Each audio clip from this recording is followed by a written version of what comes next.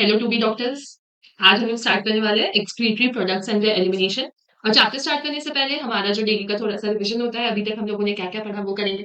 सबसे पहले अभी तक हमें बायोलॉजी की स्टोरी यहाँ तक आई होप सारे बच्चों को याद हो गई होगी। बायोलॉजी क्या होती है? किसकी स्टोरी? जितने भी लाइफ फॉर्म्स है उनकी स्टोरी। और किन की स्टोरी? जो भी हमारे अंदर लिविंग प्रोसेस हो रहा है, जैसे one of the living process आज हम लोगों ने क्या पढ़ने वाले हैं? एक्सक्रीशन, उसकी स्टोरी। हमें बहुत कुछ अभी तक हम लोगों ने सीख लिया है। हमने सबसे पहले चैप्टर में सीखा ये लिविंग का मतलब क्या होता है। जब हमें ये लिविंग का मतलब पता चल गया, तो ये लिविंग ऑर्गेनिजम्स का नॉमेनक्लेचर किन्होंने किया, ये हमें पता चल गया। अरे इतने सारे लिविंग ऑर्गेनिजम्स हैं, इनको पढ़े कैसे? तो सबका सोल्यूशन है हमारे पास। हमने बायोलॉजिकल क्लासिफिकेशन करके सबकी पढ़ाई कर ली और सब याद भी कर लिया। इसमें क्या आए? मोनेरा आया, और क्या आया? प्रोटिस्टा आया, और क्या आया? फंगस आया, और क्या आया? प्लांट्स आए, और क्या आया? एनिमल्स आए। अब जब इनको हम लोगों ने क्लासिफाई कर दिया, तो हमने बोला कि प्लांट्स और एनिमल्स तो ज्यादा इंपॉर्टेंट है, इनको अलग से चैप्टर में पढ़ो। तो फिर हमने इनको एक अलग अलग चैप्टर में पढ़ लिया।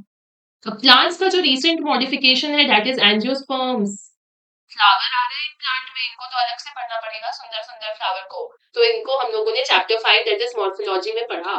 कि पहले इनके बाहर के स्ट्रक्चर पे ध्यान दिया हम लोगों ने, फिर हम लोगों ने इनकी एनाटमी पढ़ी।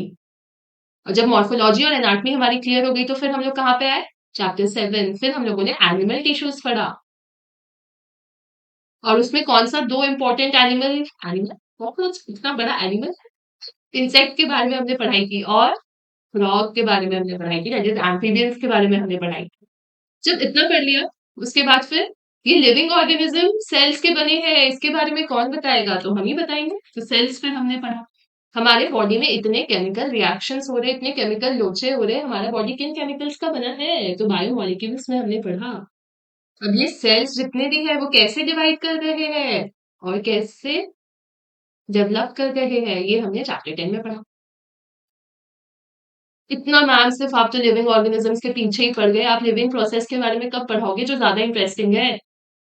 आपने बोल दिया कि प्लांट्स तो खाना बनाता है, फिर कैसे बनाता है ये मैंने बताया, किसमें? फोटोसिंथेसिस में। फिर हमने क्या पढ़ा?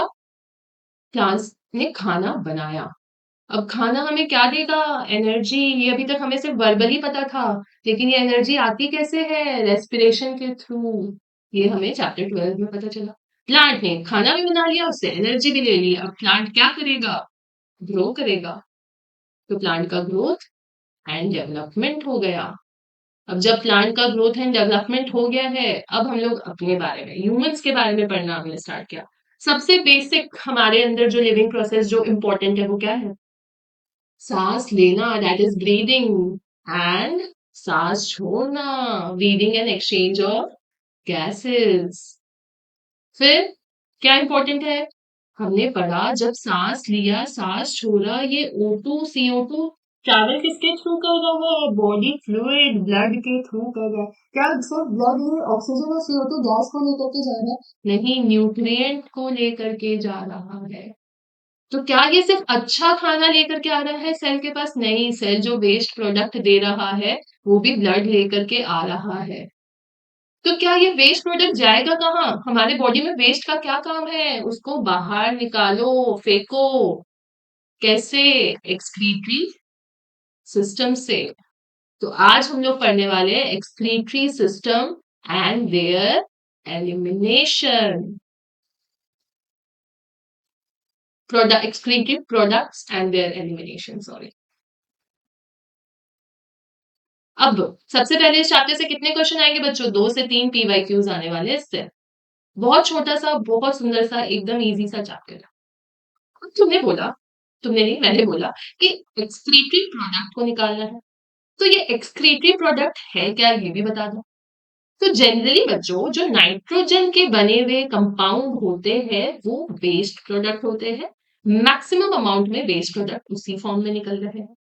अब इसमें भी 3 फॉर्म, बहुत सारे, वैसे तो बहुत सारे, लेकिन मेजर हम लोगों को ammonia, urea and uric acid के बारे में पढ़ना है। ठीक है? तो अमोनिया, इसके अलावा वेस्ट प्रोडक्ट बताओ। मैंने बोला कि अमोनिया, यूरिया और यूरिक एसिड के अलावा भी वेस्ट प्रोडक्ट है। पर जो CO2 क्या था तुम्हारी बॉडी का? वेस्ट प्रोडक्ट था। ग्लूकोज से जो खाना बनेगा उस रिएक्शन में तुम्हारे बहुत सारे वेस्ट प्रोडक्ट्स निकलेंगे। तो क्या ये वेस्ट प्रोडक्ट सिर्फ खाना खाने से निकल रहे? नहीं। सांस लिया, सांस छोड़ा, CO2 भी तो वेस्ट प्रोडक्ट था, तो गैसियस फॉर्म में भी होते हैं वेस्ट प्रोडक्ट। तो ब्रीदिंग के टाइम पे भी जनरेट हुआ वेस्ट प्रोडक्ट। और कैसे जनरेट हो सकता है? बॉडी में इतने सारे केमिकल रिएक्शंस हो रहे हैं, उनसे भी क्या बनेगा? Waste product. और सब कहाँ से निकलेगा? देखते हैं, अभी तक तो हमें पता ही नहीं कहाँ से निकलेगा। तुम बोलोगे पीछे से निकलेगा, देखते हैं और कहाँ से निकलता है। सबसे पहले अमोनिया। बच्चों, अमोनिया बहुत टॉक्सिक होता है। आज से हम लोगों को अमोनिया एक टॉक्सिक गर्लफ्रेंड के फॉर्म में याद रखना है। ये बहुत टॉक्सिक है। टॉक्सिक क्यों भैया? तो ये इसको ना इसलिए ज्यादा अमाउंट ऑफ पानी की जरूरत होती है एलिमिनेशन के लिए, ठीक है? जो लोग टॉक्सिक होते हैं उनको ज्यादा प्यार की जरूरत होती है, तो वैसे ही इसको ज्यादा पानी की जरूरत है। तो अब यहाँ पे तुम्हारे दिमाग में एक क्वेश्चन आएगा, इसको पानी ज्यादा चाहिए, तो क्या हम लोग अमोनिया एक्सक्रीट करते हैं और हम लोग को पॉटी करने के लिए पानी में जाना पड़ता है? ऐसा तो नहीं है। तो अमोनिया कौन एक्सक्रीट कर रहा है? अमोनिया वैसे ही ऑर्गेनिजम्स एक्सक्रीट कर रहे हैं जो पानी में रहते हैं, क्योंकि वो टॉक्सिक है। जमीन पे करेंगे, सैंड सॉइल ये सब को डिग्रेड कर देगा, ये इतना टॉक्सिक है। तो जितने भी टेरेस्ट्रियल एनिमल्स होते हैं, टेरेस्ट्रियल हम मैमल्स होते हैं, वो लोग इसको नहीं कभी भी एक्सक्रीट आउट करते। तो अब प्रोसेस ऑफ एक्सक्रीटिंग अमोनिया को क्या बोलते हैं? अमोनोटेरिज्म। अब ये पता चल गया कि जो फिश, एम्फीबियंस, एक्वाटिक इंसेक्ट, यही इसको एक्सक्रीट आउट करेंगे, क्योंकि वो पानी में ही है, पानी में निकालना आसान। क्या पानी में इसको निकालने के लिए अमोनिया गैस को कुछ स्पेशल ऑर्गन की जरूरत है? नहीं। डिफ्यूजन, बॉडी सरफेस या गिल्स के सरफेस के थ्रू ये अमोनियम आयंस निकल जाते हैं। तो ammonia is the most toxic girlfriend, ठीक है? अब आते हैं यूरिया। हम लोग क्या एक्सक्रीट आउट करते हैं? हम लोग यूरिया एक्सक्रीट आउट करते हैं।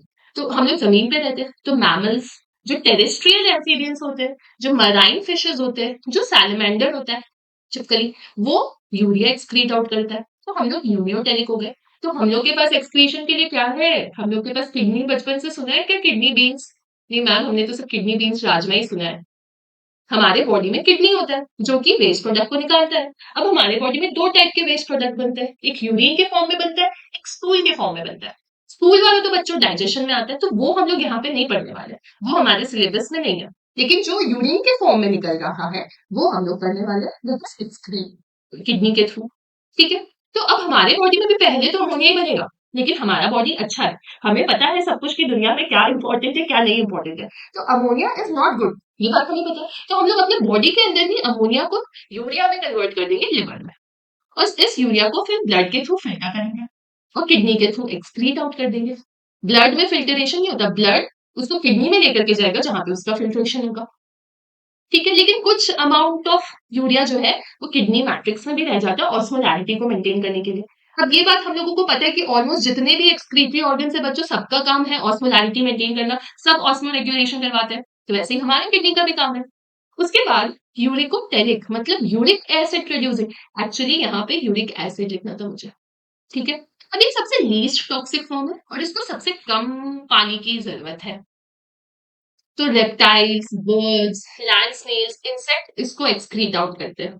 अब यहाँ पे तुम्हें इसको समझने के लिए बहुत अच्छा, आई होप कि यहाँ पे 99% ऑफ स्टूडेंट ऐसे होंगे जिनके ऊपर चिड़िया ने कभी ना कभी तो पॉटी की होगी। तो वो देखते हो पैलेट और पेस्ट के फॉर्म में, तुम सोचोगे कि मैम क्या बोल रही है, बट ऐसे ही तुम्हें याद रहेगा, वो पेस्ट के जैसा होता है।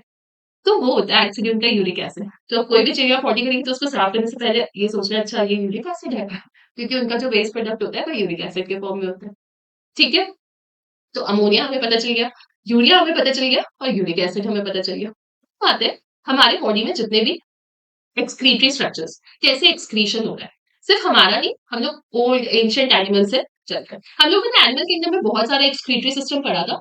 अभी उसका रिविजन होने वाला है। देखो, सबसे पहले इनवर्टिब्रेट्स को लो, उनमें सिंपल ट्यूबुलर स्ट्रक्चर्स होते हैं एक्सक्रीशन के लिए, लेकिन वही वर्टिब्रेट्स में बहुत कॉम्प्लेक्स स्ट्रक्चर्स होते हैं। जैसे कि तुमको याद है प्लैटीहेलमिन्थस जो था, एस्केमेंथस से चल रहा था, चलते चलते उसने क्या बना लिया? फ्लेम सेल्स बना लिया था एक्सक्रीशन के लिए। तो वही फ्लेम सेल्स है जो प्लैटीहेलमिन्थस में होता है, और इसको हम लोग प्रोटोनेफ्रीलिया भी बोलते हैं। अब ये सिर्फ प्लैटीहेलमिन्थस में नहीं, कुछ रोटिफर्स, कुछ एनिलीज, कुछ केफालोकॉर्ड्स में होता है। लेकिन इंपॉर्टेंट एग्जांपल इसका क्या हो जाएगा? प्लैटीहेलमिन्थस, क्योंकि एनिमल किंगडम में भी वहां पे सिर्फ प्लैटीहेलमिन्थस में दिया हुआ है। अदर्स तुम बस एक बार याद करने के लिए याद रख लो। उसके बाद एक आता ये प्रोटो नेफ्रीडिया का पहले का फॉर्म इज प्रोटो, अब वो नेफ्रीडिया में कन्वर्ट हुआ। अब ये अर्थवर्म और एनिलीड्स में प्रेजेंट होगा। ये भी हम लोगों ने नेफ्रीडिया भी वहां पे पढ़ा। एक्सक्रीशन, ऑस्मोरेगुलेशन, सबका यही काम है। फिर क्या याद आ रहा है कि इंसेक्ट्स में हम लोगों ने मालफीजन ट्यूब्यूल्स पढ़ा था? बिल्कुल पढ़ा था। और फिर कुछ क्रस्टेशियंस लाइक प्रॉन्स में एंटीनल ग्लैंड या फिर ग्रीन ग्लैंड्स होते हैं। मैं साथ ही साथ तुमको रिवीजन कराऊंगी। अब तुम्हें एक चीज नोटिस किया, जब हम लोगों ने रेस्पिरेटरी ऑर्गन्स पढ़ा तो एनिमल किंगडम कैसे रिस्पायर कर रहे हैं ये पता चल गया। एक्सक्रीटरी ऑर्गन्स में एनिमल किंगडम वाला पार्ट रिवाइज हो गया। तो हम लोग सिस्टम के थ्रू चैप्टर 4 का बहुत सारे इंपॉर्टेंट पार्ट कवर करते जा रहे हैं। देखो अभी यहाँ पे देखो, फ्लेम सेल्स ये रहे, जो कि हमारा किस में प्रेजेंट है, प्लैटीहेलमिन्थस में। उसके बाद हमने क्या पढ़ा, नेफ्रीडिया पढ़ा एनालीड्स में। फिर मार्फीजन ट्यूब्यूल्स हमने पढ़ा इंसेक्ट्स में। तो ऐसे हम लोगों को याद हो गया। तो इसके बाद आते हैं, ये तो मैम ये सबसे हम लोगों को मतलब नहीं है, हमको तो ह्यूमन एक्सक्रीटरी सिस्टम के बारे में बताओ। तो हम लोग ह्यूमन एक्सक्रीटरी सिस्टम स्टार्ट करते हैं, किडनी के बारे में पढ़ लेते हैं, फिर हम लोग थोड़ा सा एनसीईआरटी रिवाइज कर लेंगे। ह्यूमंस का हाँ यहाँ तक रिवाइज कर लेते हैं। उसके बाद तो हमारे अंदर क्या है, किडनी है। कितने, एक ही किडनी है, एक ही साइड किडनी है कि दोनों साइड किडनी है? दोनों साइड किडनी है हमारी किडनी। और क्या है हमारे पास, क्या है, किडनी ने वेस्ट प्रोडक्ट बनाया तो उसको बाहर भी तो निकालना है। किडनी तो यहाँ पे प्रेजेंट है, नीचे कैसे जाएगा? तो किडनी से निकल रहा है यूरेटर। क्या, यूरेटर। और दोनों साइड की किडनी है, और दोनों साइड की किडनी से क्या निकलेगा, यूरेटर। और फिर वो कहाँ पे जाएगा, यूरिनरी ब्लैडर में। और ब्लैडर के थ्रू बाहर एक ओपनिंग होगी ऑब्वियसली हमारे नीचे, जिसको बोलेंगे यूरेथ्रा, जिसके थ्रू यूरिन बाहर आएगा। तो ये हो गई ब्लैडर हमारी, किसकी ब्लैडर, यूरिनरी ब्लैडर। और ये क्या था हमारा, यूरेटर। और ये क्या है, किडनी। देखो, तो पेयर ऑफ किडनी, एक यूरेटर, लेकिन यूरिनरी ब्लैडर सिर्फ एक ही होगा और एक ही ओपनिंग होगी, दैट इज यूरेथ्रा। कैसा रंग का दिख रहा है, रेडिश ब्राउन। हम लोग राजमा को किडनी बीन्स बोलते हैं इसलिए क्योंकि वो भी रेडिश ब्राउन होता है, इसलिए किडनी बीन्स बोलते हैं, सिर्फ बीन्स नहीं बोलते। बीन शेपेड स्ट्रक्चर है इसका। अब ये कहाँ पे प्रेजेंट है, last thoracic and third lumbar vertebra. Madam ये आपने क्या बोल दिया, ऐसे ही हमें कुछ याद नहीं होता। अब क्या, लास्ट थोरैसिक, लंबर, वर्टिब्रा, ये सब तो पता ही नहीं है। और क्लोज टू डॉर्सल, डॉर्सल मतलब पीछे, inner wall of abdominal cavity. तो बच्चों हमारा जो वर्टिब्रे होता है, ये बहुत सारे वर्टिब्रल कॉलम जो हमारा बहुत सारे वर्टिब्रे में डिवाइडेड होता है। इसके बारे में हम लोग नेक्स्ट चैप्टर नहीं, नेक्स्ट टू नेक्स्ट चैप्टर में पढ़ने वाले हैं। मैं आज उतना डिटेल में नहीं बता रही हूँ। अभी बस तुम इतना याद रखो, लास्ट थोरैसिक जो थर्ड नंबर वर्टिब्रा के बीच में प्रेजेंट है ये, ठीक है, टी और एल के बीच में प्रेजेंट है ये किडनी, ठीक है। उस दिन जब मैं पढ़ाऊंगी तो मैं तुम लोगों को ये वाला पार्ट रिवाइज करवाऊंगी। दो एक साथ तीन चार चीजें पढ़ोगे तो कंफ्यूज हो जाओगे, ठीक है। अभी हमारा फोकस किडनी पे रहना चाहिए वर्टिब्रे के कंपैरिजन में। जब हम लोग वर्टिब्रा पढ़ लेंगे और नेक्स्ट टाइम जब ह्यूमन एक्सक्रीटरी सिस्टम पढ़ेंगे तब हम लोग दोनों को कोरिलेट करेंगे तो मजे आएंगे। तो इसका लेंथ 10 से 12 सेंटीमीटर इसका लेंथ होता है, ठीक है। 5 से 7 सेंटीमीटर ये मोटा होता है और 2 से 3 सेंटीमीटर ये थिक होता है। कितना वेट होता है इसका, 120 से 170 ग्राम। तो तुमको लग रहा होगा कि दोनों साइड किडनी, अच्छा मैं इसलिए मोटा हूँ क्योंकि किडनी मोटा है, ऐसा कुछ नहीं। किडनी तो 120 ग्राम का है, मोटे तो तुम होते जा रहे हो। Towards the centre of the inner surface, inner concave surface of the kidney, एक नॉच लाइक हाइलम प्रेजेंट होती है। यहाँ पे एक ओपनिंग होती है जिसको हम लोग हाइलम बोलते हैं। ये हाइलम हमने कहीं और भी पढ़ा था, आप लोग मुझे बताओगे कि कहाँ पढ़ा था। अब यहीं से यूरेटर निकल रहा है, ठीक है। यहीं से ब्लड वेसल्स भी, देखो ये ब्लड वेसल्स है ना, यहीं से ये ब्लड वेसल्स भी इसके अंदर जा रहे हैं। और यहीं से ये नर्व्स भी इसके अंदर जा रहे हैं। ब्लड वेसल्स मतलब आर्टरी, वेन्स, नर्व्स, सब कहाँ से घुस रहे हैं किडनी के अंदर, यूरेटर कहाँ से निकल रहा है, सब इस गेट से निकल रहे हैं, जिस गेट का नाम है हाइलम। अब रुको थोड़ा सा इसको डिटेल में पढ़ने दो। इनर टू हाइलम तुमको नजर आ रहा है रीनल पेल्विस, ये रीनल पेल्विस एक फनल शेप का स्ट्रक्चर है हाइलम के अंदर। और ये फिर रीनल पेल्विस से ये प्रोजेक्शंस निकल रहा है, ये दिख रहा है, ये है कैलिक्स, दिखा कैलिक्स। और आउटर सरफेस में तुमको क्या नजर आ रहा है, कैप्सूल, रीनल कैप्सूल। तो हमने क्या पढ़ा कि एक गेट है जिससे आर्टरी, वेन्स, नर्व्स, यूरेटर सब निकल रहे हैं। यही गेट फिर ओपन हो रही है एक बड़े से गेट में, मोटे से गेट में, जिसका नाम रीनल पेल्विस है। और रीनल पेल्विस से फिर फर्दर प्रोजेक्शंस आ रहे हैं जिसको हम लोग कैलिक्स बोल रहे हैं। अब बच्चों किडनी में दो जोन्स होते हैं, ये जो एक होता है कॉर्टेक्स और एक होता है मेडुला। ये 2 वर्ड तुमको याद रखना है, ये बहुत सारे स्ट्रक्चर्स हमारे बॉडी में जिसमें कॉर्टेक्स और मेडुला प्रेजेंट होता है। स्टार्ट हम लोग किडनी से कर रहे हैं। कॉर्टेक्स बाहर सीएम करके तुम याद रख सकते हो, सी बाहर, एम अंदर। इससे कंफ्यूजन नहीं होगा कि बाहर अंदर क्या चीज कौन सा है।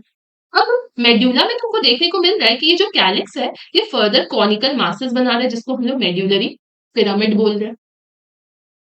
और ये जो कॉर्टेक्स का पार्ट है वो भी मेडुला के अंदर जा रहा है एक कॉलम के फॉर्म में, इसको हम लोग कॉलम्स ऑफ बर्टीनी बोल रहे हैं। सिंपली थोड़ा सा हम लोग याद रखेंगे, सिंपल खुद से भी पढ़ते पढ़ते बनाएंगे। अब तो हम लोगों को समझ आ गया, पहले ये बनाया, इससे हम लोगों ने यूरेटर निकाल लिया और यूरेटर को जाकर के खोल दिया यूरिनरी ब्लैडर में, ये एक साइड का और ये बाहर में यूरेथ्रा में। अब ये जो है ये तो हाइलम है जिसके थ्रू यूरेटर निकला, लेकिन यहाँ पे और क्या क्या आ रहा है, आर्टरी भी आ रही है यहाँ पे, और क्या आ रहा है, वेन भी यहीं पे आ रहा है, और क्या आ रहा है यहाँ पे, नर्व्स भी एंटर कर रहे हैं और ये मिलकर के एक बड़ी सी ओपनिंग रीनल पेल्विस में खुल रहा है। अब रीनल पेल्विस से क्या हुआ, बड़े बड़े प्रोजेक्शंस निकले। उन प्रोजेक्शंस का नाम क्या था, कैलिसेस। और कैलिसेस फिर मिलकर के प्रोजेक्शंस बनाए जिसका नाम हम लोगों ने दे दिया रीनल पिरामिड। तो ये क्या हो गया, पिरामिड। और इसके बाहर क्या थी, एक कैप्सूल थी ना। साथ ही साथ स्ट्रक्चर ड्रॉ करेंगे, हमें ये वाला पार्ट याद हो जाएगा। बाहर सी बैठा है, अंदर एम बैठा है। सी का जो पार्ट एम के अंदर जा रहा है इसको कॉलम्स ऑफ बर्टीनी बोल रहे हैं। कोई प्रॉब्लम, सारा स्ट्रक्चर क्लियर हो गया हमारा। अब हम लोगों ने एक कॉमन चीज यहाँ पे पढ़ रखी है बच्चों, कि हमारे बॉडी में जितने भी ऑर्गन्स होते हैं, ऑर्गन्स कैसे बनते हैं, टिश्यूज से, और टिश्यूज कैसे बनते हैं, सेल से। तो किडनी का जो बेसिक स्ट्रक्चरल यूनिट एक सेल ही होगा, तो वो सेल कौन सा है, तो वो है नेफ्रॉन्स। बहुत सारे नेफ्रॉन्स मिलकर के क्या बनाएंगे, किडनी। तो अभी नेफ्रॉन के स्ट्रक्चर को तो जानना पड़ेगा। यहाँ पे बहुत इंपॉर्टेंट चीज, एक नेफ्रॉन से हमारे पूरे बॉडी का वेस्ट प्रोडक्ट निकल जाएगा। हम लोगों को तो मिलियंस और ट्रिलियंस में नेफ्रॉन्स चाहिए, तो हमारे बॉडी में मिलियंस ऑफ नेफ्रॉन्स प्रेजेंट होते हैं जो कि फंक्शनल यूनिट है हमारे किडनी का। अगेन, अब नेफ्रॉन्स के स्ट्रक्चर पे आने से पहले हम लोग थोड़ा सा एनसीईआरटी रिवाइज करते हैं यहाँ तो। सबसे पहले क्या मार्क करेंगे बच्चों कि इससे 2 से 3 प्रीवियस ईयर क्वेश्चंस आए। तुम इस वाले पैराग्राफ से बस येलो मार्क लाइंस को देखो, मेरे येलो लाइन मार्क लाइंस का मतलब क्या होता है, 37 ईयर PYQ। हर लाइन से क्वेश्चन आया है इससे। तो तुम्हें ये कितना इंपॉर्टेंट है, तुम्हारा बॉडी तो एक्सक्रीट कर रहा है लेकिन नीट में एक्सक्रीट आउट नहीं करना, हमें नीट में तो एग्जाम में लिख करके आता है। देखो, हमने पढ़ा कि एनिमल्स में बहुत सारे टाइप के वेस्ट प्रोडक्ट है, अमोनिया है, यूरिया है, यूरिक एसिड है, कार्बन डाइऑक्साइड है, पानी है, आयंस लाइक सोडियम है, पोटेशियम है, क्लोराइड है, फॉस्फेट है, सल्फेट है। ये कहाँ से आ रहे हैं हमारी बॉडी में, कुछ मेटाबॉलिक एक्टिविटी जो केमिकल लोचा हो रहा है उसके थ्रू आ रहे हैं, और कुछ हम खा रहे हैं उसके थ्रू भी गंदगी जा रही है ना हमारे पेट में, इसलिए अच्छा खाना खाना होता है। ये सबका इंपॉर्टेंस मैं एक दिन तुम लोगों को लिंक करके बताऊंगी, खाने का, कैसे सोना होता है, सारी नीट की जर्नी मैं अपनी कभी शेयर करूंगी तो मैं तुम लोगों को अच्छे से बताऊंगी। अब 3 जो इंपॉर्टेंट वेस्ट प्रोडक्ट्स है वो अमोनिया, यूरिया, यूरिक एसिड है, ये हमने पढ़ लिया। अमोनिया भैया टॉक्सिक गर्लफ्रेंड है हमारी, इसको शांत करने के लिए चाहिए पानी। कहाँ गया पानी, हाँ, वाटर यहाँ पे लिखा हुआ है, सबसे ज्यादा पानी चाहिए होता है।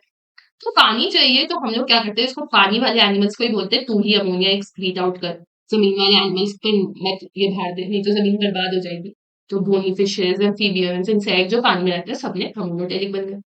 अब ये अमोनिया एक्सक्रीट आउट करने के लिए तुमको कोई बहुत सुंदर सा किडनी नहीं चाहिए, तुम सिंपल बॉडी सरफेस के थ्रू इसको एक्सक्रीट आउट कर सकते हो, गिल सरफेस के थ्रू निकाल सकते हो।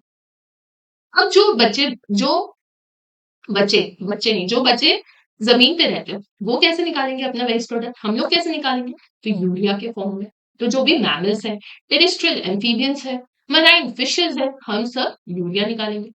तो यूरिया कैसे निकालेंगे, हम बना तो हम भी रहे होंगे अमोनिया, तो हमें पता है कि ammonia is not good for our environment, तो हम क्या करेंगे, अमोनिया को यूरिया में कन्वर्ट कर देंगे। कहाँ, किडनी में नहीं, लिवर में।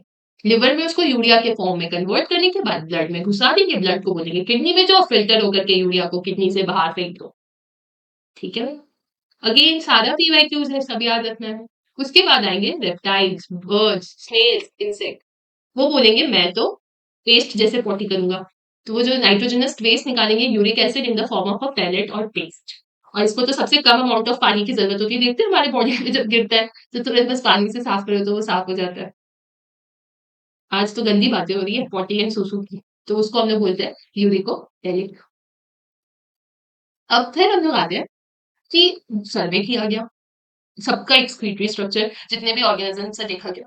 देखा कि इनवर्टिब्रेट्स बेचारे नए नए आए थे, नादान थे, सिंपल ट्यूबुलर फॉर्म्स में उनमें एक्सक्रीटरी स्ट्रक्चर्स था, लेकिन हम वर्टिब्रेट्स बहुत शातिर, कॉम्प्लेक्स हमारे अंदर स्ट्रक्चर्स थे। अब सारे स्ट्रक्चर्स हमें पहले ही पता है, फ्लेम सेल्स, जल आग किसमें लग रही थी, जल कौन रहा था, प्लाटिहेल्मिन्थस। इसका दूसरा नाम हमने क्या दे दिया, याद करो, प्रोटोनेफ्रीडिया। और किसमें प्रेजेंट है, रोटिफर्स, एनालीड्स एंड केफालोकॉर्डेट्स लाइक एम्फिओक्सिस। प्रोटोनेफ्रीडिया के बाद कौन सा आया, नेफ्रीडिया। ये किसमें था, याद करो, एनालीड्स में, या अर्थवर्म भी तो एनालीड ही है। नेफ्रीडिया के बाद क्या आया, मालफीजियन ट्यूब्यूल्स आए। अगेन इस पे कभी क्वेश्चन नहीं आया, लेकिन हाँ इधर एनिमल किंगडम पे क्वेश्चन आया, मतलब इधर ही क्वेश्चन आया, एक तरह से कॉमन ही हो गया। तो मालफीजियन ट्यूब्यूल्स किन में था, इंसेक्ट्स में था, इंक्लूडिंग कॉकरोच में भी हमने पढ़ा था। अब ये हमें पता है कि इनका काम एक्सक्रीशन के साथ साथ ऑस्मो रेगुलेशन करना भी है। एक हमने छोड़ दिया, एंटीना का ग्लैंड, एंटीनल ग्लैंड्स और वेन ग्लैंड्स। ये किन में प्रेजेंट था बच्चों, ये क्रस्टेशियंस लाइक प्रॉन्स में था।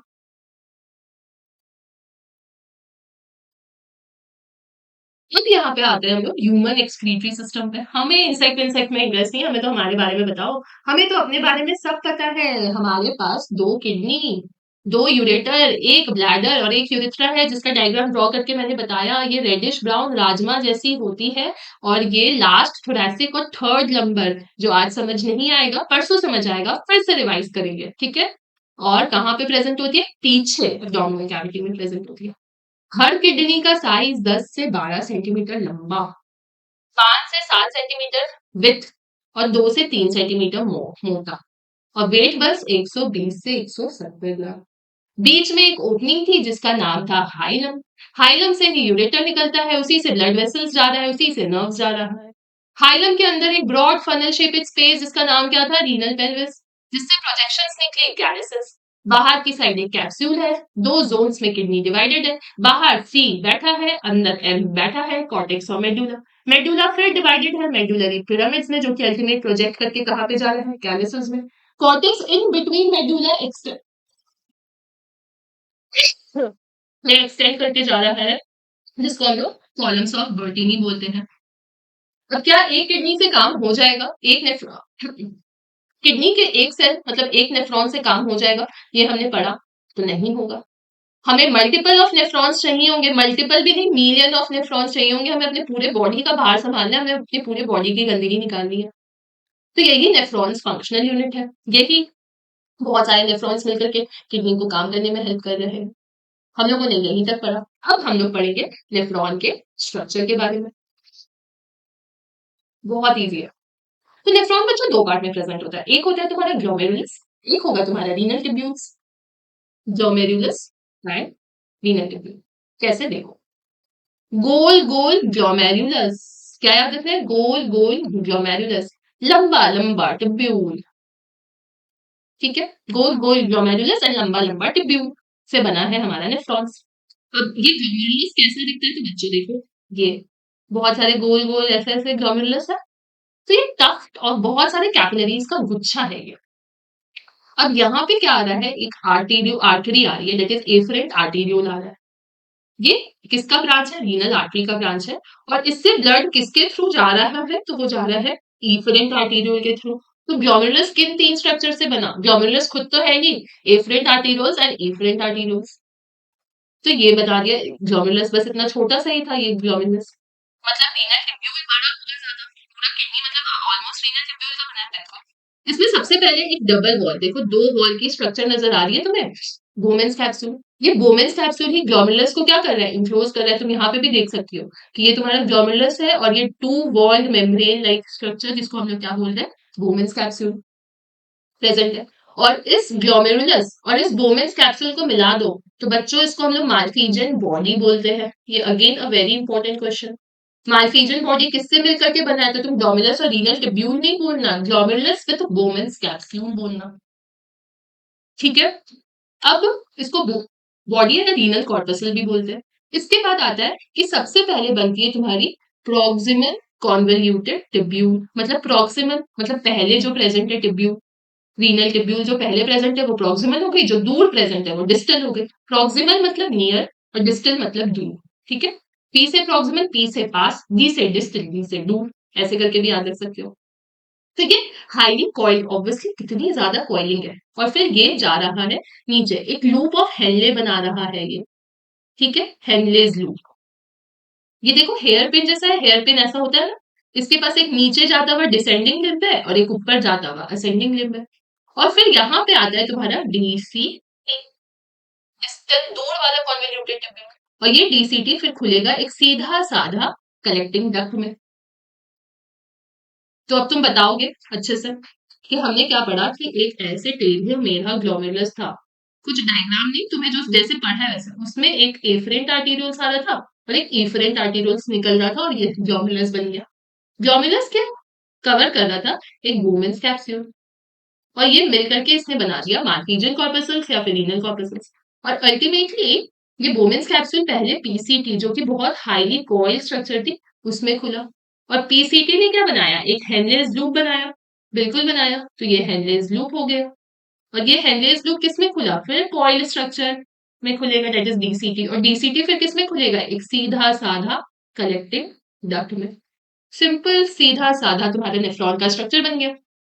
अब ये कॉर्टेक्स में कौन सा पार्ट प्रेजेंट है, तो ये जो मार्फीजन कॉर्पसल्स है, ये वाला पार्ट यहां तक पीसीटी डीसीटी, ये मोस्टली ये बाहर के region that is cortex of the kidney में प्रेजेंट होता है। अगर मैं बीन शेप को उल्टा बनाऊं, रुको ताकि तुम लोगों को याद रहे। मान लो ये किडनी उल्टा किडनी है और ये बाहर वाला पार्ट है, तो ये कॉर्टेक्स में। और ये मोस्टली कहाँ पे होता है, मेड्यूला में। लेकिन इसमें भी एक गैग है बच्चों, क्या, जो मेड्यूला में लूप ऑफ हेनले डिप कर रहा है, ये तो हम लोगों ने देखा। लेकिन कई बार ऐसा होता है कि लूप ऑफ हेनले बहुत छोटा होता है, तो बहुत कम मेड्यूला में जाता है, वो कॉर्टिकल नेफ्रॉन्स में देखने को मिलता है। तो कॉर्टिकल नेफ्रॉन मतलब उसमें लूप ऑफ हेनले भी कॉर्टेक्स रीजन में मोस्टली होगी। और कुछ होते हैं जक्स्टा मेड्यूलरी नेफ्रॉन्स, मतलब उसमें लूप ऑफ हेनले क्या है, लंबे लंबे हैं, मेड्यूला। मतलब मेडुलरी नेफ्रॉन है तो उसमें लूप ऑफ हेनले कहाँ पे होगा, मेडुला में होगा। तो ये जो नेफ्रॉन्स को कॉर्टिकल और जक्स्टा मेडुलरी नाम दिया गया, ये on the basis of loop of Henley कहाँ पे प्रेजेंट है, इसके बेसिस पे दिया गया। अब तुमको दिख रहा होगा कि इफरेंट आर्टेरियोल जो ग्लोमेरुलस से निकल रहा है, इसने भी टफ टफ कैपिलरीज पूरी ऐसे ऐसे मिलकर के गुच्छा बना लिया, जिसको पेरिट्यूबुलर कैपिलरीज बोला जाता है। अब यहाँ पे एक स्ट्रक्चर नहीं दी हुई है, लेकिन एक वेसल होता है जो इसी हेनले लूप के पैरेलल में अपने आप को यू शेप्ड स्ट्रक्चर में रखता है, जिसको हम लोग वासा रेक्टा बोलते हैं। अगेन ये वासा रेक्टा कॉर्टिकल नेफ्रॉन्स में बहुत कम होता है या फिर एब्सेंट होता है, मोस्टली ये जक्स्टा मेडुलरी नेफ्रॉन्स में देखने को मिलता है। अब ये वासा रेक्टा क्या है, ये हम लोग अभी आगे पढ़ेंगे। ये डायग्राम अच्छे से याद हो गया, इफरेंट आर्टेरियोल, ग्लोमेरुलस, फिर afferent arteriole, Bowman's capsule, initial वाला पार्ट पीसीटी, फिर ये डिसेंडिंग लूप ऑफ हेनले या असेंडिंग लूप ऑफ हेनले, इसी के जस्ट पास में पैरेलल एक वासा रेक्टा प्रेजेंट होगी। और ये हो गया तुम्हारा कलेक्टिंग डक्ट। ये भी again Malpighian body, afferent arteriole, efferent arteriole, Bowman's capsule. और यहाँ पे पीसीटी वाला पार्ट शो कर रहा है, but PCT is not making a Malpighian corpuscles. अब यहाँ पे पहले हम लोग ये स्ट्रक्चर रिवाइज करते हैं, फिर हम लोग पढ़ेंगे कि आखिर यूरिन का फॉर्मेशन कैसे हो रहा है। हमने पढ़ा कि किडनी एक नेफ्रॉन से तो काम करेगा नहीं, मिलियंस ऑफ नेफ्रॉन्स चाहिए। ठीक है, तो नेफ्रॉन्स में क्या क्या थे, गोल गोल ग्लोमेरुलस, लंबा लंबा रीनल ट्यूब्यूल। क्या ये टफ टफ कैपिलरीज थे, बिल्कुल थे। किसका ब्रांच है, रीनल आर्टरी का ब्रांच है। अब ब्लड बाहर कैसे जा रहा है, इफरेंट से बाहर जा रहा है। ये टिब्यूल, ये तो हो गया glomerulus, afferent arteriole and efferent arteriole. और टिब्यूल, लंबा लंबा टिब्यूल में पहले क्या होगा, बोमेन्स कैप्सूल, जो कि ग्लोमेरुलस को इनक्लोज करेगा। और ये मिल करके बना देंगे मार्फिजन बॉडी या फिर मार्फिजन कॉर्पसल्स या फिर रीनल कॉर्पसल्स। फिर ये मिल करके कंटिन्यू होंगे पहले पीसीटी में। पीसीटी के बाद फिर वो लूप ऑफ हेनले एक लंबा सा हेयर पिन लाइक स्ट्रक्चर बनाएंगे। ठीक है, हेयर पिन लाइक स्ट्रक्चर बनाने के बाद उसमें एक डिसेंडिंग नीचे जाता हुआ लिम्ब होगा, एक ऊपर जाता हुआ असेंडिंग लिम्ब होगा। असेंडिंग लिम्ब फिर से डिस्टल वाले दूर वाले कॉन्वोल्यूटेड ट्यूब्यूल में खुलेगा, और दूर वाला कॉन्वोल्यूटेड ट्यूब्यूल फिर एक सीधा साधा tube that is collecting duct में खुलेगा। अब ये मार्फीजन कॉर्पसल, ये पीसीटी और डीसीटी कहाँ प्रेजेंट है? बाहर प्रेजेंट है। मतलब लूप ऑफ हेनले किसमें है? मेडुला में है। क्या हमेशा मेडुला में होता है? नहीं। कुछ ऐसे नेफ्रॉन्स जिसमें वो छोटा होगा लूप ऑफ हेनले और कॉर्टेक्स पार्ट में मोस्टली प्रेजेंट होगा, तो वो कॉर्टिकल नेफ्रॉन हो गया। लेकिन जिसमें लूप ऑफ हेनले बड़ा है, कंप्लीटली डिप कर रहा है इनटू द मेडुला, उसको जस्टा मेडुलरी नेफ्रॉन्स बोलेंगे। इफरेंट आर्टेरियोल्स भी बहुत सारे कैपिलरी नेटवर्क बना रहा है, जिसको पेरिट्यूबुलर कैपिलरीज बोलते हैं। अब इसी के पैरेलली एक यू शेपेड स्ट्रक्चर होगी, जिसको वासा रेक्टा बोलेंगे। ये भी तुम्हारा वेसल है। ये यूजुअली कॉर्टिकल नेफ्रॉन्स में नहीं होती है, अगर होगी भी तो कम होगी। मोस्टली ये जस्ट मेडुलरी नेफ्रॉन्स में देखने को मिलता है। तुम्हारा यूरिन कैसे बन रहा है? मैम इतना कुछ बता दिया, अभी तक हमने यूरिन बनाया ही नहीं, मुझे सुसु आने लग गई पढ़ते पढ़ते। तो अब हम लोग पढ़ते हैं। तो यूरिन फॉर्मेशन पढ़ने से पहले खुद से दिमाग में सोचो, यूरिन का फॉर्मेशन हो रहा है, मतलब हमारी बॉडी से वेस्ट प्रोडक्ट निकल रहे हैं। तो क्या एक बार में सारे वेस्ट प्रोडक्ट निकल जाएंगे? हमारा बॉडी तो 5 लीटर ब्लड पंप करता है 1 मिनट में। 1 मिनट में 5 लीटर अगर किडनी में चला गया, तो दिन भर में कितना पानी हमारे बॉडी से लॉस हो जाएगा? ऐसा तो नहीं कर सकते। मतलब कुछ ऐसा होगा जिसको बॉडी में बचा करके रखना होगा, कुछ पार्ट को एकदम ही टॉक्सिक सब्सटेंस को बाहर निकालना होगा। ऐसे साइकिल रिपीट होता रहेगा। ये सारा छोटा छोटा छोटा चीज हमारे दिमाग में आ रहा है, हमें सोचने पे मजबूर कर रहा है, और पढ़ने पे भी और यूरिन करने पे भी। तो सबसे पहले क्या होगा, बेसिक सा चीज याद रखो। ब्लड फिल्टर होगा, वेस्ट प्रोडक्ट उससे निकलेगा। कैसे? जिसको क्या बोलेंगे, क्योंकि ग्लोमेरुलस गोल गोल ग्लोमेरुलस फिल्टर कर रहा है, तो ग्लोमेरुलर फिल्ट्रेशन बोल गया। तो फिल्ट्रेशन ब्लड का ग्लोमेरुलस से हो रहा है। 1100 से 1200 ml ब्लड किडनी में पर मिनट फिल्टर हो रहा है। पर मिनट 1100 से 1200 ही आ रहा है, इसका क्या मतलब हुआ? हमारा कार्डियक आउटपुट तो मैं 5 लीटर था, लेकिन यहाँ पे कितना पहुंचा? 1 लीटर या 1.2 लीटर। मतलब हम लोग ऐसा बोल सकते हैं 1/5 ऑफ ब्लड ही आया 1 मिनट में, जो वेंट्रिकल से रिलीज हुआ था किडनी में फिल्टर होने के लिए। 1/5 ऑफ ब्लड ही पंप होकर के आया। ठीक है। अब फिल्टर होगा तो कुछ लेयर से पास करना पड़ेगा। अब ये लेयर तुम खुद ही बताओगे बच्चों। ये ग्लोमेरुलस है, ये ऐसे ऐसे ऐसे ऐसे ऐसे ग्लोमेरुलस है, और यहाँ पे लुमेंस कैप्सूल है। तो जब कोई ब्लड यहाँ पे आएगा, तो इसके इंडोथेलियम अंदर वाली लेयर पे जाएगा इसको बाहर निकलने के लिए। फिर बाहर एक बेसमेंट सब्सटेंस होगी, बेसमेंट मेम्ब्रेन होगा, और फिर अल्टीमेटली ये इसके बाहर वाली लेयर एपिथेलियम से पास करेगा। ब्लड यहाँ से पास करने के लिए ग्लोमेरुलस का अंदर वाला लेयर, बीच का खाली जगह, और तुम्हारा वुमेन्स कैप्सूल का बाहर वाले मेम्ब्रेन से पास करेगा। तो अंदर वाले मेम्ब्रेन को इंडोथेलियम बोल दिया, बीच वाली जगह को बेसमेंट मेम्ब्रेन बोल दिया, और वुमेन्स कैप्सूल का बाहर वाले लेयर को एपिथेलियम बोल दिया। अब इस एपिथेलियम से पास कैसे कर रहे हैं? क्योंकि यहाँ पे छोटे छोटे स्पेसेस हैं, जिसको पोडोसाइट्स बोल रहे हैं, माइन्यूट स्पेसेस है, इसी से वो फिल्टर हो होकर के नीचे आ रहा है। तो यहाँ पे जितने भी प्लाज्मा के कंस्टिट्यूएंट होंगे सब आ जाएंगे फिल्टर होके, लेकिन प्रोटीन नहीं आ पाएगा। इसको अल्ट्रा फिल्ट्रेशन बोल रहे बच्चों। सारा का सारा ब्लड, सारा का सारा प्लाज्मा जो है वो फिल्टर होकर के आ रहा है। और यहाँ पे क्या इंपॉर्टेंट है, फिल्टर कितना फिल्ट्रेट बन रहा है 1 मिनट में, वो ग्लोमेरुलर फिल्ट्रेशन रेट हो गया उसका। तुम देखो कि अप्रोक्सीमेट 125 ml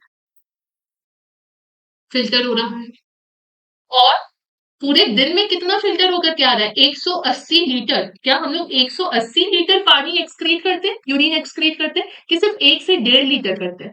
यहाँ पे कितना इंपॉर्टेंट चीज है जो तुम्हारे फ्यूचर में भी याद रखना है। हमारा हार्ट 5 लीटर ब्लड निकाल रहा है 1 मिनट में, जो कि हमारा कार्डियक आउटपुट है। और किडनी के पास जा रहा है 1 से 1.2 लीटर, मतलब 1/5 ब्लड फिल्टर होने के लिए 1 मिनट के अंदर। अब यहाँ पे 1/5 मतलब 1.1 to 1.2 लीटर आया, लेकिन फिल्टर कितना हुआ होकर के कितना मिला? 125 ml ही मिला। और इस 125 ml पर मिनट में इसको फुल डे में करो, तो ये 180 लीटर पर डे हो जाएगा। लेकिन हम लोग निकाल कितना रहे हैं? सिर्फ 1.5 लीटर। तो रिमेनिंग कहाँ गया? रिमेनिंग वापस ब्लड में चला गया। कैसे? रीअब्सॉर्ब हो करके। तो रीअब्सॉर्प्शन क्या हुआ? 99% फिल्ट्रेट रीअब्सॉर्ब कहाँ से? इस रीनल ट्यूब्यूल से, और वापस चला गया। इससे पहले हमारा ग्लोमेरुलर फिल्ट्रेशन रेट को रेगुलेट कौन करता है? कौन नोटिस करता है कि अब हम लोग को किडनी को फिल्टर करने बोलना है, फिल्ट्रेशन रोकना है, बहुत हो गया। तो एक जक्स्टा ग्लोमेरुलर अपैरेटस होता है, JGA। ये ऑर्गन, ये रीजन तुम्हारे डीसीटी के पास और एफरेंट आर्टेरियोल के पास प्रेजेंट होता है। जब भी तुम वो देखेगा कि फिल्ट्रेशन ज्यादा नहीं हो रहा है, तो वो इन सेल्स को बोलेगा भैया तुम रेनिन को बोलो, रेनिन रिलीज होगा, और रेनिन की वजह से फिर ब्लड ज्यादा से ज्यादा फ्लो करेगा, और जीएफआर जो है वो वापस से नॉर्मल हो जाएगा। जितना ब्लड फ्लो करेगा उतना ब्लड फिल्टर करेगा, GFR will be back to normal. तो रेनिन यहाँ पे याद रखना है, जेजी सेल्स यहाँ पे याद रखना है, कहाँ पे प्रेजेंट है ये पॉइंट याद रखना है। तो हमने बोला कि 180 बनाया, 1.5 लीटर ही बाहर निकाल रहे हैं, रिमेनिंग वापस से रीअब्सॉर्ब हो जा रहा है। तो क्या रीअब्सॉर्ब ऐसे ही हो जा रहा है? कुछ तो मैकेनिज्म होगा, कुछ एक्टिवली रीअब्सॉर्ब होंगे, कुछ पैसिवली रीअब्सॉर्ब हो जाएंगे।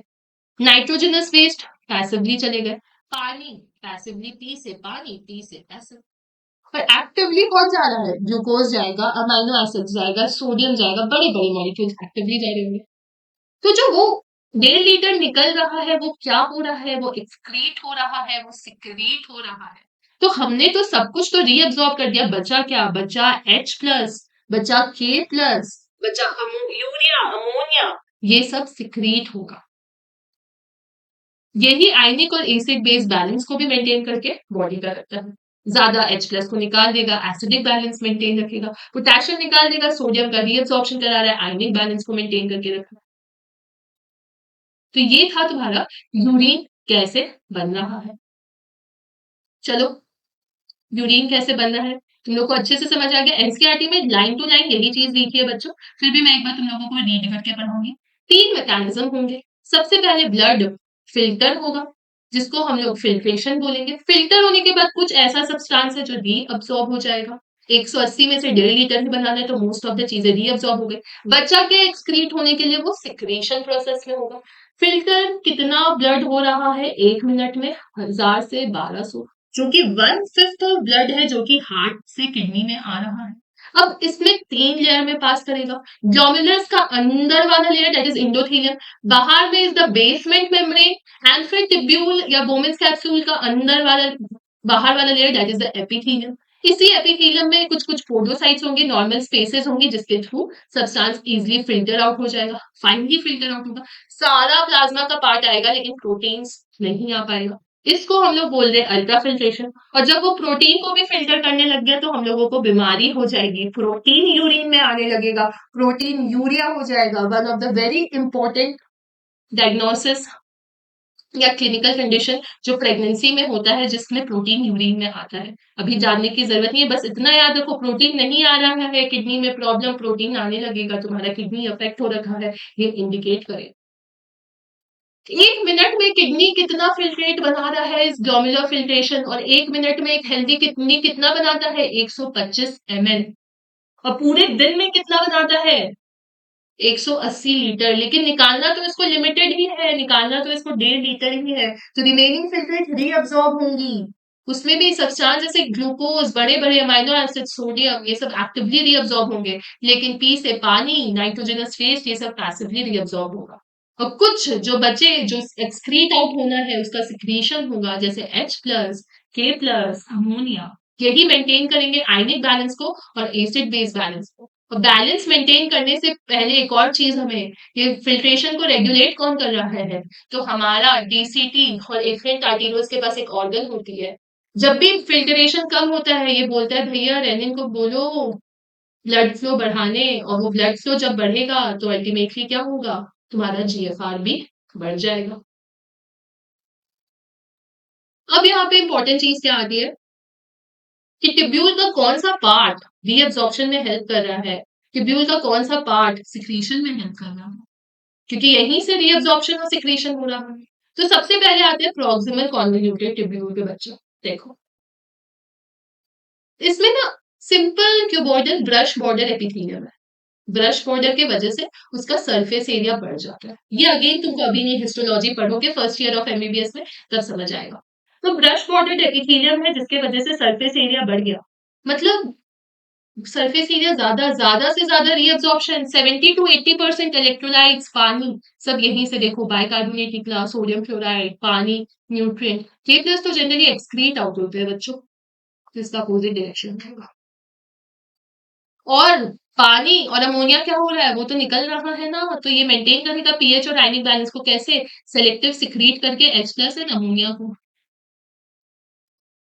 एंड अब्सॉर्ब किसको कर रहा है बाइकार्बोनेट को तो किसका रीअब्जॉर्प्शन हुआ किसका सिक्रीशन हुआ क्लियर है हेनरीज लूप यहाँ पे तो बहुत मिनिमम रीअब्जॉर्प्शन होता है यहाँ पे क्या होता है देखो बच्चों डिसेंडिंग लिम्ब जो होता है वो वाटर के लिए परमिएबल होता है मतलब इससे पानी निकले जा रहा है पानी निकले जा रहा है क्योंकि ये परमिएबल है लेकिन इलेक्ट्रोलाइट के लिए ये परमिएबल नहीं है तो इलेक्ट्रोलाइट सारा अंदर ही का अंदर रह गया अब तुम लोगों ने कभी डाइल्यूशन या कंसंट्रेशन वर्ड सुना है अगर सुना है तो भी ठीक है जिन बच्चों ने नहीं सुना है मैं उन बच्चों को डाइल्यूशन और कंसंट्रेशन का मतलब बताती हूँ तुम्हारे सब्जी में मान लो आलू ज्यादा हो गया ग्रेवी कम हो गई तो तुम क्या करोगे उसमें थोड़ा सा पानी ऐड करोगे तो वो क्या हो गया उसको डाइल्यूट करना होगा लेकिन वही मान लो सब्जी में पानी ज्यादा है आलू कम है और तुम आलू डाल रहे हो तो तुम उसको क्या कर रहे हो कंसंट्रेट कर रहे हो मतलब कोई भी चीज में अगर पानी ज्यादा हो तो दैट इज डाइल्यूटेड और अगर पानी कम हो और अदर सब्सटेंसेस ज्यादा हो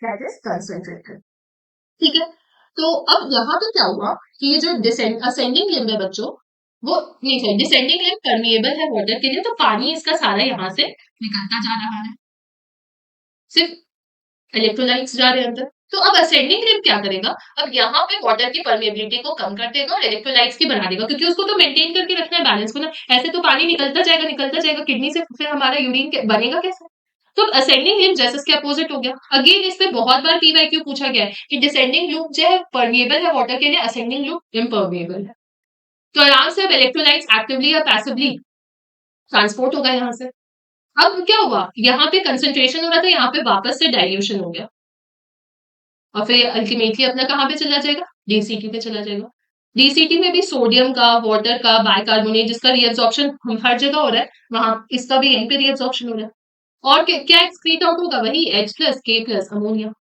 सेम जो यहाँ पे हम लोग रीअब्सॉर्प्शन और एक्सक्रीशन में पढ़े सेम चीज है सोडियम हमेशा रीअब्सॉर्ब होगी पानी का रीअब्सॉर्प्शन होगा बाइकार्बोनेट का रीअब्सॉर्प्शन होगा के प्लस H प्लस अमोनिया का एक्सक्रीशन हो जाएगा बैलेंस को मेंटेन करने के लिए देखो कितने ज्यादा येलो मार्क क्वेश्चन है तो ये हमें याद रखना है ये वाली पैराग्राफ बहुत इंपॉर्टेंट हो गई कुछ नहीं सेम चीज है पीसीटी लाइन है हमारे ब्रश बॉर्डर एपिथेलियम से इसीलिए यहाँ का सरफेस एरिया बढ़ रहा है ज्यादा से ज्यादा रीअब्सॉर्प्शन एटी पे होगा पानी का इलेक्ट्रोलाइट का बाइकार्बोनेट का क्या एक्सक्रीट आउट होगा H प्लस अमोनिया के प्लस हेनरीज लूप में क्या होता है डिसेंडिंग वाला पानी को निकाल देता है असेंडिंग वाला इलेक्ट्रोलाइट को निकाल देता है यहाँ पे कंसंट्रेटेड यूरिन बन रहा है यहाँ पे यूरिन वापस से डाइल्यूट हो जा रहा है बस इतना ही है यहाँ पे सबसे मिनिमम रीअब्सॉर्प्शन होता है फिर आती है डीसीटी अगेन डीसीटी में क्या होगा वही सोडियम का बाइकार्बोनेट का रीअब्सॉर्प्शन होगा निकलेगा क्या वही H प्लस के प्लस एंड अमोनिया अब हम लोग आते हैं mechanism of concentration of filtrate हम लोग इस फिल्ट्रेट को आखिर तो मेजर रोल किसका है फिल्ट्रेशन को नहीं आता हाँ तो अब हम पढ़ते हैं mechanism of concentration of filtrate ये फिल्ट्रेट आखिर कंसंट्रेट कैसे हो रहा है ऑलमोस्ट चीजें समझ आ गई बट इसमें एक और मैकेनिज्म है जो भी पढ़ना है सबसे पहले मेजर रोल किसका है कंसंट्रेशन का तो हेनरीज लूप एंड वासा रेक्टा का है तो हेनरीज लूप एंड वासा रेक्टा ये वासा रेक्टा हो गई ये हेनरीज लूप हो गई देखो कितना सुंदर से डायग्राम बना हुआ है यही डायग्राम को तुम लोगों को बार बार प्रैक्टिस करना है ये बहुत क्लियर से बना हुआ है ठीक है अब दो लिफ्ट है हेनरीज लूप की और अपोजिट डायरेक्शन में देख लो एक ये देखिए काउंटर करंट हो गया बिल्कुल इसमें वासा रेक्टा में देखो इधर नीचे इधर ऊपर तो क्या ये भी काउंटर करंट हो गया तो इसीलिए हम लोगों ने इसको क्या बोल दिया counter current mechanism current produce नहीं हो रहा है यहाँ पे ये मत याद रखना कि करंट बन रहा है काउंटर जा रहे हैं काउंटर करंट बोल दिया हमने अब यहाँ पे क्या होता है बच्चों तुम अब देखो यहाँ पे कि यहाँ पे हम लोगों ने 300 ऑस्मोलैरिटी का ब्लड आ रहा है यहाँ पे जाते जाते वो 1200 का हो गया कैसे देखो अब कुछ NaCl होता है ठीक है ये जो सोडियम क्लोराइड है वो निकला ascending limb of loop of Henley से निकला और कहाँ चला गया डिसेंडिंग लूप में चला गया देखो यहाँ पे चला गया लेकिन ये डिसेंडिंग लूप में जाने के बाद वापस से इंटरस्टिशियम में निकल जाता है via the ascending limb of the वासा रेक्टा। ठीक है। दूसरा यहाँ पे यूरिया, यूरिया भी सेम है। Urea enters the thin ascending segment, यहाँ पे यूरिया घुसा और फिर वो वापस से इंटरस्टिशियम में आ गया by the collecting tubule, collecting duct उसको वापस से बाहर निकाल देगी। यूरिया भी वापस से आ गया। तो यही मैकेनिज्म को हम लोग क्या बोलते हैं, counter current mechanism. Concentration gradient को मेंटेन करके रख रहा है कहां पर, इंटरस्टिशियम बाहर वाली जगह पे, ताकि पानी इजीली घूमता रहे इधर से उधर और फिल्ट्रेट का कंसंट्रेशन होता रहे। इसलिए ह्यूमन की जो किडनी होती है ना, वो 4 टाइम्स कंसंट्रेटेड यूरिन प्रोड्यूस करती है देन द इनिशियल फिल्ट्रेट। जो फिल्ट्रेट तुम्हारा इनिशियली बनता है उससे 4 टाइम ज्यादा कंसंट्रेटेड यूरिन वो बनाती है। यही जो पैसेज यहाँ पे हो रहा है उसके वजह से।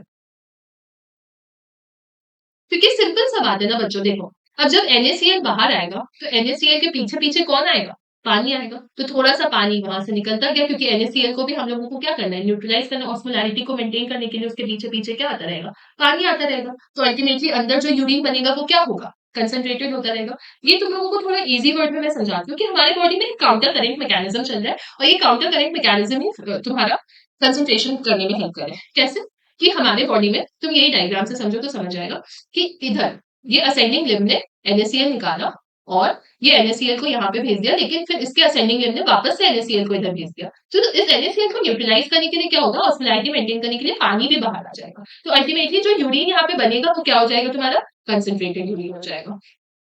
आई होप इट क्लियर है। ये बेसिक सा चीज है, बस इतना ही हम लोगों को याद रखना है। कंसंट्रेटेड मतलब हम लोगों को पानी कम यूरिन बनाना है। तो पानी कम यूरिन कैसे बनेगा, NaCl बाहर निकाल दो, पीछे पीछे पानी आ जाएगा। बस सिंपल सा फंडा है। उसके बाद हम लोग आते हैं रेगुलेशन ऑफ किडनी फंक्शन। इसको पढ़ लेते हैं फिर उधर रिवाइज कर लेंगे। एक तो जक्स्टा ग्लोमेरुलर एपेरेटस का तो हमने पढ़ा, कहाँ पे प्रेजेंट था, DCT में प्रेजेंट था और इफ्रेंट आर्टेरियोल्स के पास में था। जब भी ग्लोमेरुलर ब्लड फ्लो कम हुआ तो इसने जेजी सेल्स को बोला भैया रेनिन रिलीज करो ना। तो रेनिन करता क्या है, रेनिन लिवर वाले एंजियोटेंसिनोजन को बोलता है आप एंजियोटेंसिन 1 में कन्वर्ट हो, एंजियोटेंसिन 1 को फिर एंजियोटेंसिन 2 में कन्वर्ट करता है। फिर वो ब्लड वेसल्स को कॉन्स्ट्रिक्ट करता है, ब्लड वेसल्स कॉन्स्ट्रिक्ट होगा तो क्या होगा, बीपी बढ़ेगा, मतलब ब्लड फ्लो बढ़ेगा, ब्लड फ्लो बढ़ेगा मतलब GFR बढ़ेगा। और ये क्या करता है, ये साथ ही साथ एड्रिनल कॉर्टेक्स को एक्टिवेट करता है और एल्डोस्टेरोन का रिलीज करवाता है। एल्डोस्टेरोन हार्मोन क्या करती है, पानी और वाटर का रीअब्जॉर्प्शन करती है और बीपी और GFR बढ़ाती है। तो दो मैकेनिज्म से काम हुआ यहाँ पे। एंजियोटेंसिन 2 ने एक तो डायरेक्टली बीपी और GFR बढ़ाया, एक इनडायरेक्टली कैसे, एड्रिनल कॉर्टेक्स से एल्डोस्टेरोन को रिलीज करवाया। तो ये रेनिन एंजियोटेंसिन एल्डोस्टेरोन सिस्टम, इसको हम लोग रास मैकेनिज्म बोलते हैं। वेरी इंपॉर्टेंट टॉपिक जो आप लोग फिजियोलॉजी में पढ़ोगे in your first year of MBBS। हमारा किडनी फिल्टर नहीं कर पा रहा, GFR कम हो गया है, रेन तुम्हारा जेजी सेल्स एक्टिवेट होगा, रेनिन रिलीज होगा, रेनिन एंजियोटेंसिनोजन को बोलेगा एंजियोटेंसिन 1 में कन्वर्ट होने, वो एंजियोटेंसिन 2 में कन्वर्ट होगा। वो adrenal cortex, again adrenal cortex क्या होता है, तो आपने इसके पहले वाले चैप्टर में एड्रिनल मेडुला के बारे में बोला कि adrenal medullary hormones circulatory system को रेगुलेट कर रहे हैं। अब आप यहाँ पे एड्रिनल कॉर्टेक्स बोल रहे हो, ये एड्रिनल है क्या, इसके बारे में भी हम लोग पढ़ेंगे लास्ट चैप्टर में, तुम सभी याद रखो। ये एल्डोस्टेरोन हार्मोन रिलीज करेगा, ये एल्डोस्टेरोन क्या करेगा, सोडियम वाटर का रीअब्सॉर्प्शन करवाएगा, GFR बढ़ाएगा, बीपी बढ़ाएगा। ठीक है, एक ये मैकेनिज्म क्लियर हो गया हम लोग का। दूसरा मैकेनिज्म क्या है कि एक ना हमारे बॉडी के सबसे बड़ा रेगुलेटरी सेंटर होता है हमारे दिमाग। दिमाग में भी एक हमारे पापा बैठे होते हैं, एक किंग बैठा होता है जो सब कुछ देख रहा होता है, दैट इज हाइपोथैलेमस। बॉडी से ज्यादा पानी गया, इस हाइपोथैलेमस को पता चल जाएगा। कैसे, क्योंकि कुछ रिसेप्टर्स होते हैं वो एक्टिवेट हो जाएंगे। उसको जब पता चला उसने बोला रुको रुको, पानी निकल गया है, डायूरेसिस हो गया है, हमको इसको रोकना है, मैं एंटी डायूरेटिक हार्मोन देता हूं। तो उसने एंटी डायूरेटिक हार्मोन जिसको वेसोप्रेसिन बोलते हैं वो रिलीज करा दिया। अब उससे क्या होगा, पानी का रीअब्जॉर्प्शन और डायूरेसिस क्या होगा, बंद हो जाएगा। और साथ ही साथ ये क्या करेगा, ब्लड वेसल्स को कॉन्स्ट्रिक्ट करके बीपी बढ़ा देगा। बीपी बढ़ेगा वही GFR बढ़ेगा और तुम्हारा ग्लोमेरुलर ब्लड फ्लो बढ़ेगा। दोनों काम हो गया। बॉडी से फ्लूइड का लॉस हुआ तो ब्लड प्रेशर गिर रहा होगा, तुरंत से हम लोगों को पता चल जाएगा हाइपोथैलेमस को, और वो तुरंत से एंटी डाययूरेटिक रिलीज करके पानी को बचा लेगा बाहर निकलने से, साथ ही साथ ब्लड वेसल्स को कॉन्ट्रैक्ट करवा करके बीपी भी बढ़ा देगा और जीएफआर भी बढ़ा देगा। लेकिन ये जो सिस्टम है, इनको अल्टीमेट कौन चेक कर रहा है? ये हार्ट चेक कर रहा है। अगर ब्लड फ्लो तुम्हारा हार्ट में बढ़ गया, पता चल गया कि ब्लड प्रेशर ज्यादा बढ़ रहा है इस जेडी सेल्स के एक्टिवेट होने से, तो वो एक एट्रियल नाट्री यूरेटिक फैक्टर निकालेगा। नाट्री यूरेसिस होगी, मतलब वेजो डायलेशन होगा, और अल्टीमेटली ब्लड प्रेशर जो ये बढ़ा रहा था, वो ये ब्लड प्रेशर कम कर देगा। रेनिन को तो कंट्रोल नहीं अपना, रेनिन को क्या पता है, हार्ट उसको रेगुलेट करेगी। ब्लड प्रेशर बढ़ाया जाएगा, हार्ट को पता चल जाएगा, चलो एएनएफ रिलीज किया जाए, एएनएफ रिलीज होगा, अल्टीमेटली तुम्हारा ब्लड प्रेशर कम हो जाएगा। तो ये जो ALF है, जो हार्ट है, it is keeping a check on the RAS system. तो सिंपल सा बात था। एनसीईआरटी में भी बस यही सारी लाइंस है। मुझे तो लगता है एनसीईआरटी रीड करने की जरूरत ही नहीं है, फिर भी एक बार पढ़ लेते हैं।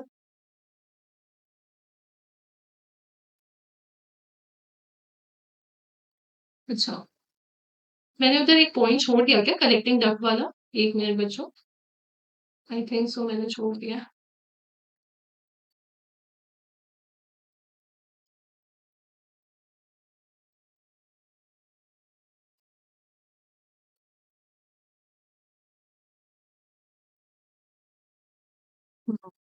कलेक्टिंग डक्ट में किसका रीअब्जॉर्प्शन होता है? तो पानी, ये तो हमने पहले ही देख लिया, ये तो हमें पता ही चल गया। यहाँ से पानी का रीअब्जॉर्प्शन होता है, और स्मॉल अमाउंट ऑफ यूरिया भी हमने अभी पढ़ा था। अच्छा, हमने उसको दूसरे टॉपिक में पढ़ लिया, लेकिन यहाँ पे पानी निकला, यूरिया निकला, ऑस्मोलैरिटी को मेंटेन करने के लिए सेलेक्टिवली H प्लस और K प्लस के बाहर जा रहा है। कलेक्टिंग डक्ट का तो हम लोगों को क्लियर है। ठीक है, अब एनसीईआरटी पे आते हैं। हाँ, तो फंक्शन ऑफ द ट्यूब्यूल्स में कलेक्टिंग डक्ट का फंक्शन हमें पता चल गया कि ये यूरिया और पानी को बाहर रीअब्सॉर्ब करवा रहा है, और H प्लस और K प्लस को एक्सक्रीट आउट करवा रहा है। फिल्ट्रेट का कंसंट्रेशन कैसे किया बच्चों? हेनरीज लॉ बाय हर्सा रिक्टर की हेल्प से। कैसे?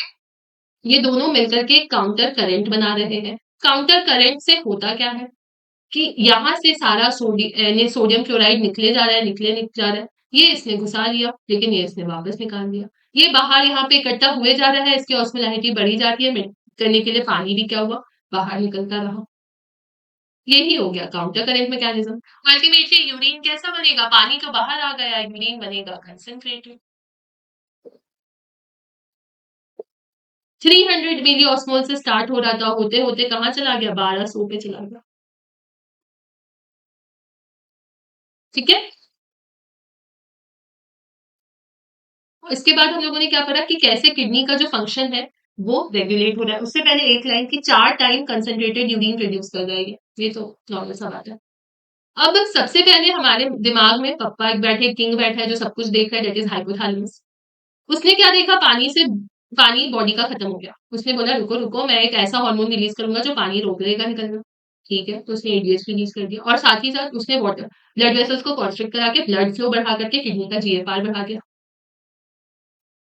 ठीक है, अब कुछ जेजी सेल्स के बारे में हमें पता है। बॉडी में ग्लोमेरुलर ब्लड फ्लो कम हुआ, वो एक्टिवेट हुआ, उसने रेनिन रिलीज किया।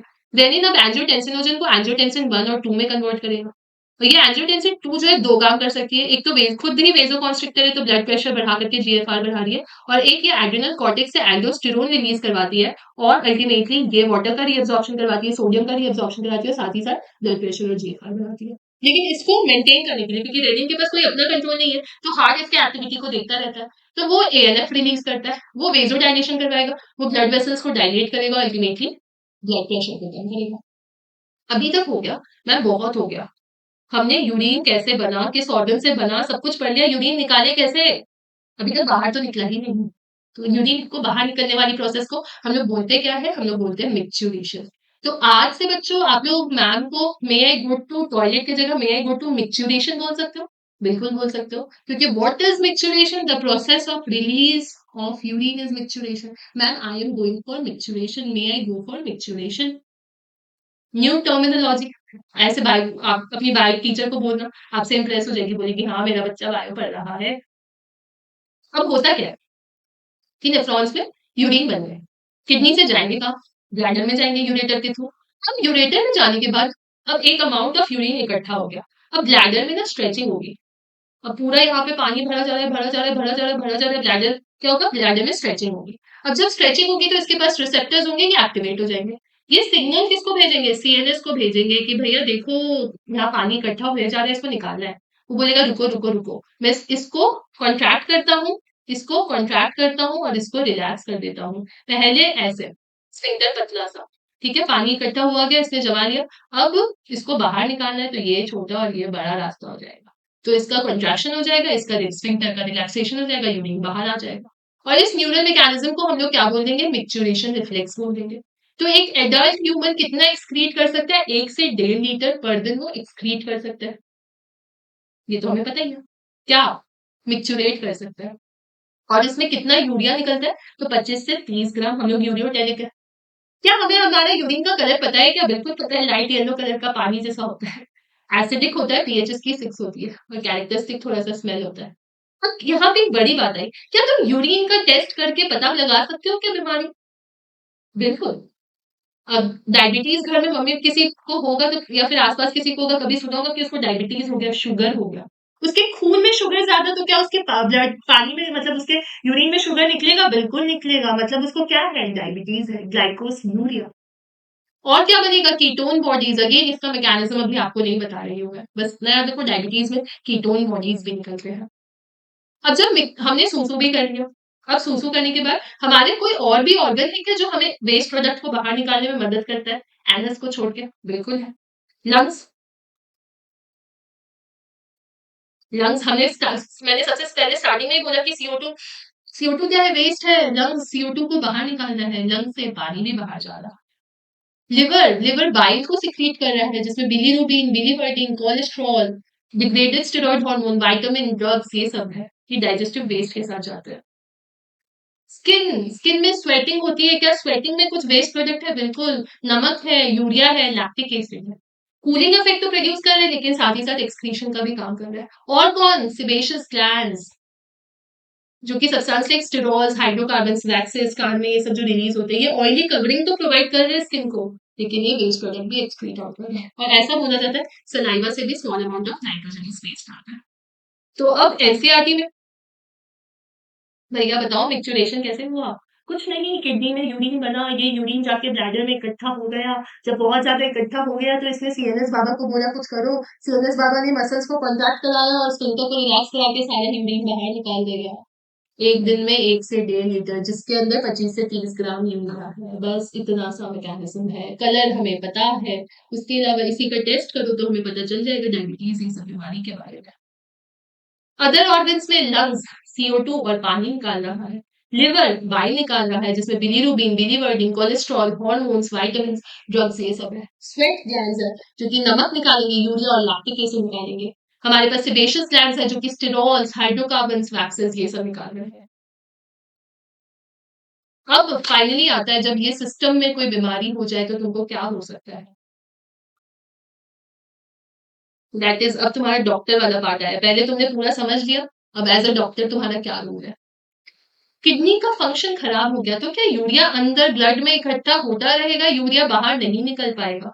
तो उसके वजह से क्या हो रहा है, किडनी फेलियर हो रहा है, किडनी अपना काम नहीं कर पा रहा, मतलब यूरिया बॉडी में इकट्ठा हो रहा है। अब किडनी ही काम नहीं कर रहा, किडनी के ही थ्रू यूरिया को निकालना था, यूरिया को अब बॉडी से कैसे निकाले? तो क्या हम लोग कुछ ऐसा कर सकते हैं कि ब्लड को प्यूरिफाई कर सकते हैं? Blood purify, ma'am air purifier तो सुना है, लेकिन ब्लड प्यूरिफायर? बिल्कुल बच्चों, haemodialysis, that is blood purifying. Blood से यूरिया हम लोग हटाएंगे कैसे? वो एक कोई भी एक आर्टरी बॉडी की, मान लो हाथ की आर्टरी, पैर की आर्टरी, नाम अभी नहीं बताऊंगी, याद भी नहीं होगा। तो आर्टरी ले लिया, हमने कन्वीनियंट आर्टरी ले ली और उसको एक ऐसी यूनिट में डाला जो कि आर्टिफिशियल किडनी जैसा काम कर रही है। और उसमें हम लोगों ने एंटी कोएगुलेंट डाल के रखा है, ताकि ब्लड क्या नहीं हो, कोएगुलेट नहीं हो। अब इसमें हम लोगों ने क्या किया, इसके इस जो यूनिट है, इसके अंदर जो फ्लूइड रखा, उसमें सब कुछ सेम था प्लाज्मा के कंपैरिजन में, बस वहां पे नाइट्रोजनस वेस्ट नहीं था। तो अब जब हमारा ब्लड उस यूनिट में जाएगा तो नाइट्रोजनस वेस्ट क्या होता जाएगा, अलग होता जाएगा बेस्ड ऑन कंसंट्रेशन ग्रेडियंट। और क्लियर ब्लड क्या होगा, हमारे बॉडी में आता रहेगा। तो बेसिकली हमारे बॉडी से ब्लड हम लोग निकाल रहे हैं, एक यूनिट में डाल रहे हैं, वहां पे अच्छा ब्लड को फिल्टर करके वापस से हम हमारे अंदर डाल रहे हैं। तो ये ब्लड प्यूरिफाइंग है। तुमने बहुत सारे लोगों को या टीवी में देखा होगा डायलिसिस हो रहा है, इसी को बोलते हैं बच्चे डायलिसिस। जब तुम्हारा किडनी फेल हो जाते हैं, किडनी यूरिया को बाहर नहीं निकाल पा रहा है, तो हम लोगों को करना पड़ता है। इस यूरिया कैसे पता चलेगा ज्यादा है? सीरम यूरिया का टेस्ट कराओगे। अब एक हो गया ये, लेकिन तुम्हारा इतना एक्सटेंसिव मान लो किडनी फेल हो गया, क्रोनिक हो गया, डायलिसिस से भी ठीक नहीं होगा, तो क्या कर सकते हो? किडनी ट्रांसप्लांट, दूसरा किडनी लगा दो, ये भी एक ऑप्शन है। अब यहाँ पे तुम्हें बोला जाता है कि नीट प्रिपरेशन के टाइम पे हमेशा 3 से 4 लीटर पानी पीना चाहिए। यार मम्मी पापा तो ऐसे ही बोलते हैं, मैडम लोग तो ऐसे ही बोलती है, लेकिन उसके पीछे का रीजन अब तुम्हें ये बात ऐसे ही नहीं लगेगी। पानी नहीं पियोगे, फिल्टरेशन नहीं होगा अंदर ब्लड का, किडनी में क्या हो सकता है, अंदर सब्सटेंस इकट्ठा होते रहेंगे, सब्सटेंस इकट्ठा होंगे, किडनी में स्टोन बन जाएगा।